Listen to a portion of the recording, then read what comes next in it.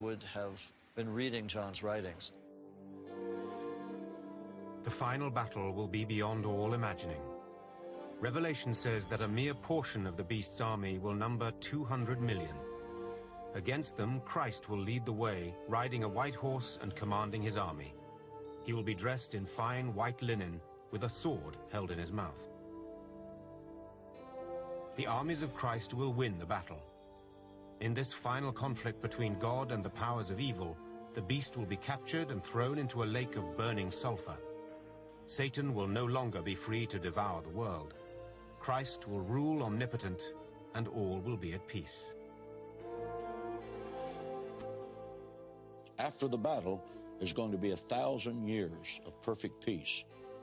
It is called the millennial reign, millennial for 1,000. But it'll be 1,000 years of perfect peace, in which the lion shall lay down with the lamb. Men will beat their swords into plowshares and study war no more.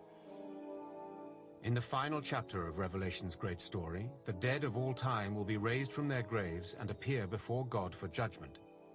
Those who broke his laws will join the devil in hell for all eternity, but the faithful will receive their reward.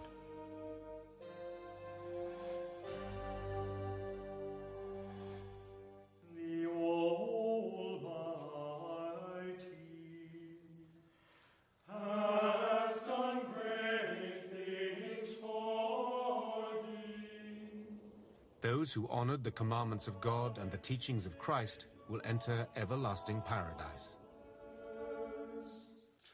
God himself shall be with them.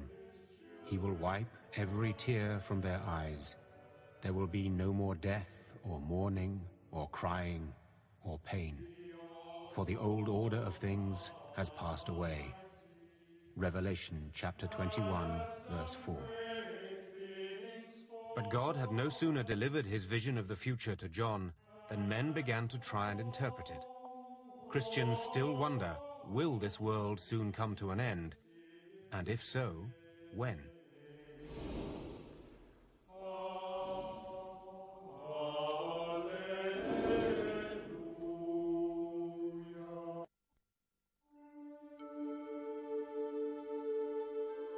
Many Christians today appear obsessed with imagining the end of time and predicting the moment of Christ's second coming. But Jesus himself discouraged such speculation. When asked by his disciples when he would return, Jesus, quoted by Matthew, said, "No one knows about the day or hour, not even the angels in heaven, not the Son, but only the Father."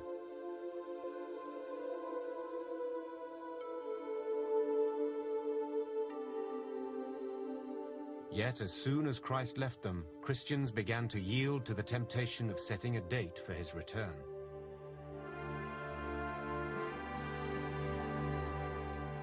In the 1st century, Pope Clement I, a disciple of St. Peter, the first pope, preached that the end of the world was imminent.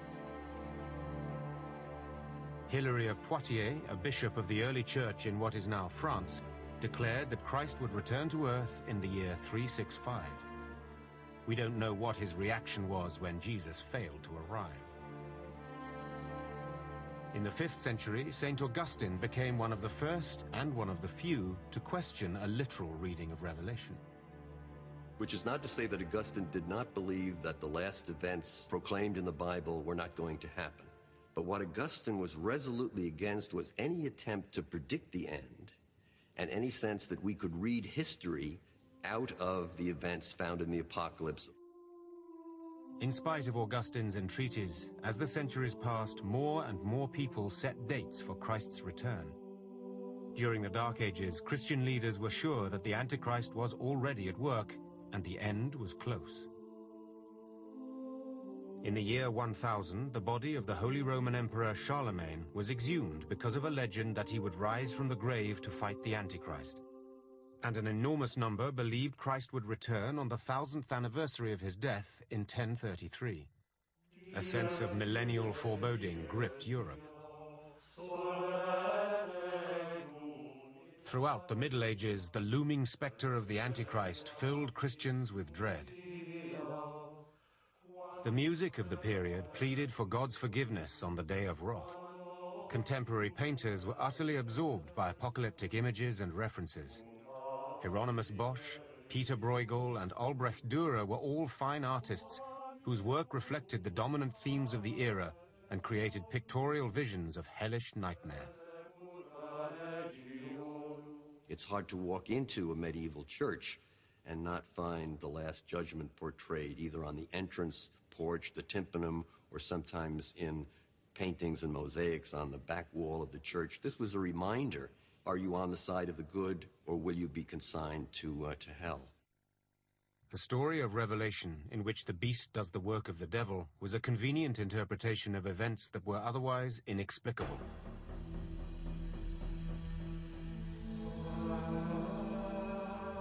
In 1347, flea-ridden rats carried bubonic plague from China to Europe. A tidal wave of death swept over the continent. 1/3 of the population died. Pyres burned night and day to incinerate the corpses. The Black Death was seen as a second great flood, a deadly and divine proof that the end was near. There's a children's nursery rhyme that stems from that. It goes, ring around a rosy, a pocket full of posy, ashes, ashes, all fall down. The ring around a rosy is the rash around this bubo that people got. And of course, ashes, ashes, all fall down, we know.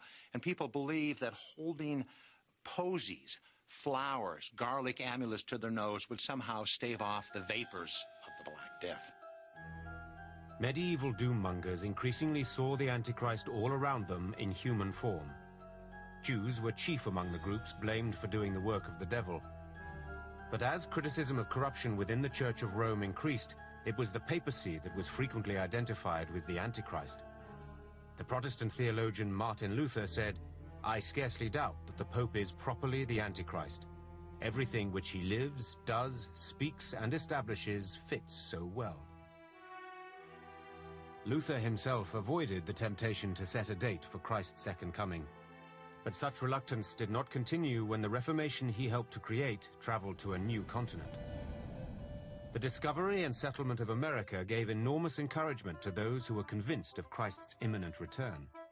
Religious groups who were committed to the truth of prophecy found fertile ground for their enthusiasm in the pristine and naive atmosphere of the New World. The belief that America has a special prophetic role goes back to the very earliest years of European settlement. And leading Puritan ministers spoke of the new settlement as a shining city on a hill. And this image for a number of leaders blended into passages in the book of Revelation and elsewhere describing the New Jerusalem, the city that will represent the embodiment of the age of righteousness.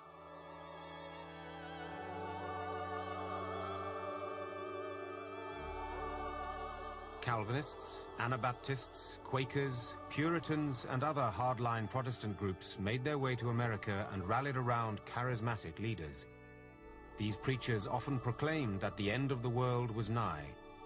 None of them was more passionate and outspoken than Cotton Mather. The son and grandson of Puritan preachers in Boston, Cotton Mather was convinced of the devil's presence everywhere. From his pulpit, he warned that the world would come to an end in 1691.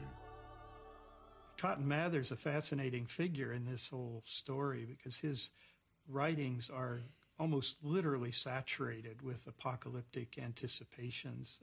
Mather was one of the great date setters. He boldly, announced a succession of dates, and when the date would pass, he was undeterred. He would go back to the drawing board and pretty soon come up with a new date. Many colonial Americans saw the signs described in Revelation everywhere they looked. Earthquakes, storms, ships lost at sea, all were combustible fuel for shrill sermons from colonial pulpits. The mysterious and fearsome Native Americans were prime suspects as agents of the Antichrist. But as America moved towards declaring independence from Britain, the identity of the Antichrist shifted from Indian chieftains to King George III himself. But perhaps the most famous prediction and most dramatic event in the history of apocalyptic America came not from a theologian, but from an early 19th century farmer and preacher from upstate New York. His name was William Miller. Fascinated by biblical prophecy, Miller knew his Bible and was particularly attracted to one passage, Daniel chapter 8, verses 13 and 14, where it says, "How long will it take for the vision to be fulfilled? And he said unto me, Unto 2,300 days. Then shall the sanctuary be cleaned."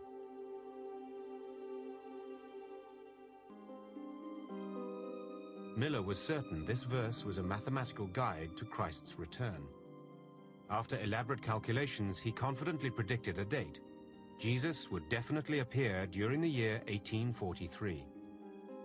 From the 1830s on, Miller crisscrossed the northeastern United States, preaching his message of the Second Coming. His public sermons attracted thousands of devotees, and his rapidly growing